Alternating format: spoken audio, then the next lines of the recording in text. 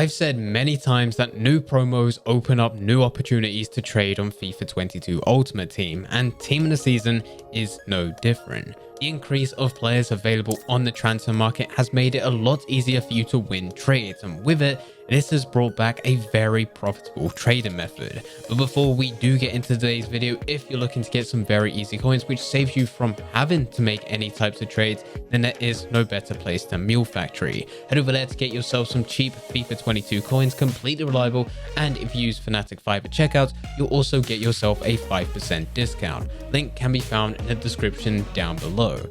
Getting back into the video, the trading method that has been brought back with Team of the Season is the 1-2-3 method. Now, we have gone through this before on the channel, but there was a point in which this method was no longer worth going through, purely because there was so many players that you just couldn't get way below market value that it wasn't worth your time going through this method, because it was likely that you would find one player where you're able to place a bid, and even if you was able to win them, it's likely that you're only going to be making a couple hundred coins. But with Team of the Season and the availability of loads of cheap special cards and rare gold players, this method is now available again. And it seems to be a pattern that we have every single year.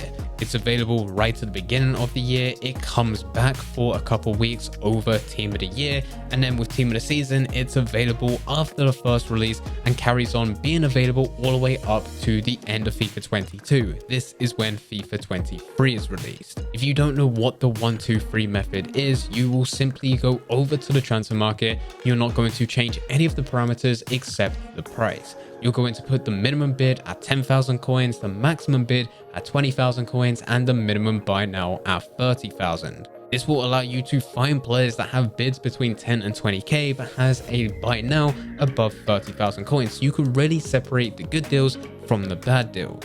When you search, 99% of the players that you come through have the potential to be a good deal. If they actually end up being a good deal, all comes down to who's currently bidding on them.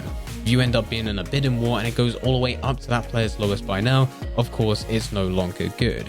But with this method, you don't need to sift through loads of different players to try and find the best possible deals, because they're all there right in front of you.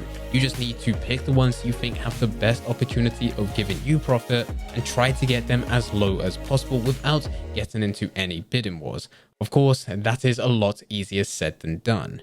To help you out with finding player prices so that you're not going back and forth and you are saving as much time as possible to find these deals, you're also going to be using a site such as Futbin. Futbin is a FIFA database which includes every single player which is currently within Ultimate Team, and it will track the price across all three platforms, being PlayStation, Xbox, and PC. You will simply use the search parameters to search the transfer market, go across each player until you find a player with a bid on, you'll add them to your watch list, and then you'll go over to Futbin, quickly type that player's name in and see their lowest buy now. If the player that you're seeing has a bid on Ultimate Team and it's a lot lower compared to that lowest buy now that you're seeing on Futbin, it's a good indication that you should be placing a bid. You won't be winning every single deal that you bid on, but it's a good idea to find a player, place a bid on them, and then move on to the very next player. That way you'll have anywhere between 5 or 10 players within your watch list that currently have bids on. If they get outbidded and there's still room to make profit, you'll just place another bid, up until the point in which it goes above the maximum bid that you want to place, in which you'll just remove them and move on. How many coins you look to make in profit with each of these players is entirely up to you. It used to be that I wouldn't take anything less than 1,000 coins after 5% EA tax, so whatever the player's lowest buy now is, I'd work out the 5% EA tax and then take 1,000 coins away. That would be my maximum bid price. But once you do hit a certain point, probably around about 1 million coins in total within your account, you're in a position where you can just take whatever deals you want, even if they don't give you 1,000 coins profit after 5% EA tax. You can still look at deals that are just giving you 100, 200 coins profit once they do sell on. So you'll see within some of the clips that I recorded that I bought some players for 13,000 and then listed them for 14,000 ready for them to sell. It's not a crazy amount of profit after the 5% EA tax, but at the end of the day, it is still profit. If you're looking at the minimum amount of coins that you need to enter within this trading method, I always recommend looking for 100k. That isn't because that's the lowest amount that you need to go through this. You could actually start using this with around 15,000 in total, where you can buy those deals and sell on.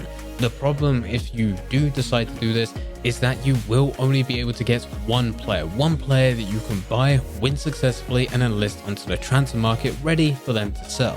This is going to lead to a very slow start, because now you need to wait for that player to sell until you can get those coins back and then put them back into another trade. It's so much better to look at some of the other trading methods that we've gone through here on this channel if you do only have 15k. 100k is more than enough for you to get a number of different deals at different prices depending what shows up. And if after listing all of those players for 1 hour, there's a couple that didn't sell, that's perfectly fine, because the rest have managed to sell on, and you can use those coins to put back into other types of players whilst using this method, and just keep on relisting those that didn't sell, because eventually they will go. I also recommend when going through this that you look for special cards. The reason for this is because it seems like they have slightly less attention. Whenever I try to bid on rare gold players, and it's been the same when I go through this right at the beginning of FIFA 22, and when this method started to resurface during Team of the Year, I've always had problems going for rare gold players. That's not to mean that they're impossible to get. You can still get them, and you can still make a decent amount of profit once they sell on, but it's just that it's a lot easier for you to get special cards, and you can get them at a much better price where you're able to make even more profit per card. If you're in a similar position to me where you do realize rare gold cards are a lot harder to win and it's so much easier with specials,